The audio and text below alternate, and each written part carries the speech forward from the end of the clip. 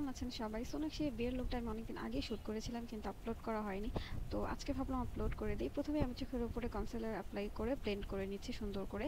তারপর আমি একটি হালকা ব্রাউন শেড নিয়ে ব্লেন্ড করে নিব, কারণ সোনাক্ষী তেমন কোনো ভারী শেড ইউজ করেনি।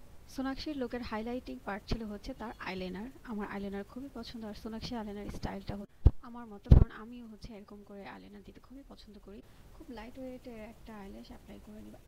এখন হচ্ছে ফেসের পার্ট। আমি প্রথমে একটি প্রাইমার ইউজ করে নিব, খুব সুন্দর করে প্রাইমারটি সেট করে নিব। প্রাইমারটি ড্রাই হওয়ার পরে হচ্ছে আমি একটা ফাউন্ডেশন ইউজ করবো, কারণ প্রাইমার সেট হওয়ার আগেই যদি আমরা ফাউন্ডেশন অ্যাপ্লাই করি তাহলে ফাউন্ডেশনটা ভালো মতো বসে না।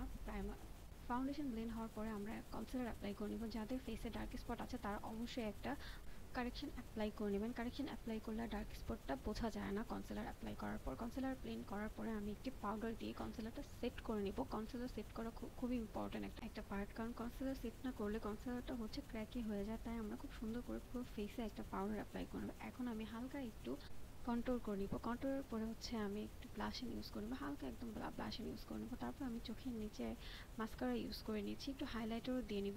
তারপর হচ্ছে নুড কালার লিপস্টিক দিয়ে লুকটা আমি কমপ্লিট করব। এটা হচ্ছে আমার ফাইনাল লুক। অবশ্যই তোমরা জানাবে কেমন হয়েছে।